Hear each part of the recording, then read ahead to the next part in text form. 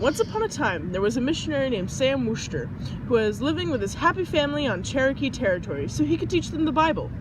But the land he was living on was owned by Georgia. Look at my children, my lovely family. Look at this. I love them. They're great. A1. I love them. Yes.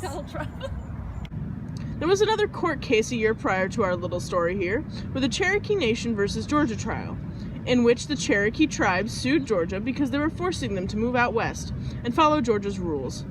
But the martial court told the Cherokees they had no rights to sue Georgia because the Cherokees were not seen as a foreign nation and were thus forced to follow state laws. Despicable Georgia wanted to force the Cherokee Nation from their land because their soil was fertile and they could use it for the evil Georgians. But back to our other case. The state of Georgia also had a law against non-Native Americans staying in Native territory.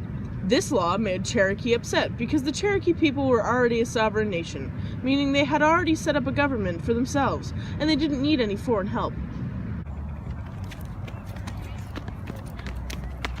When Georgia told Sam and his good family that they had to leave, he and his family refused, and since they did so, they were arrested, and Sam sued the state of Georgia and had the case taken to the Supreme Court.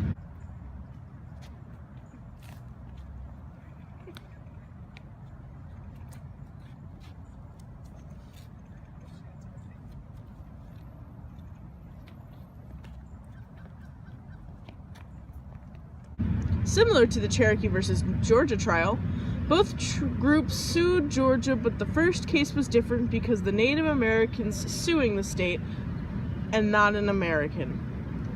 Jolly old Sam felt bad for the Native Americans because in 1830 the Indian Removal Act was passed, which gave President Andrew Jackson the power to negotiate treaties with Native tribes and make them leave and go farther west.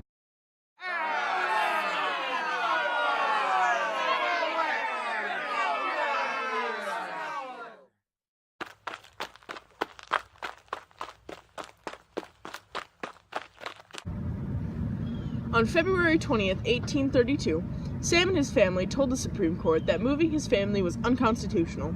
Sam believed that the state of Georgia had too much power and didn't have the right to enforce the law of the native land. When they went to the Supreme Court, Chief Justice John Marshall decided that Georgia violated Sam's 14th Amendment rights, which doesn't allow the federal government to stop the pursuit of life, liberty, and happiness. Chief Justice Marshall agreed with Sam in the fact that Georgia didn't have the power to enforce the law. This is not constitutional. You can't move me. I got my 14th Amendment rights. You can't move me. Yeah, I am right.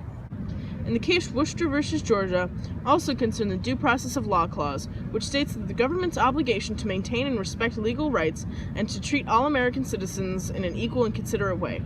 This case also led to laws being made in the federal government about Native Americans instead of having states take care of it.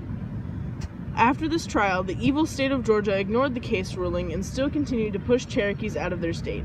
I don't care, you've got to move on anyways. In 1835, some Cherokees signed a removal treaty from their capital in New Ekatoa because the rest of the Cherokees didn't leave. In 1833, the rest of the U.S. Army forced them westward into present-day Oklahoma. I'm Sam Worcester, and that was my story.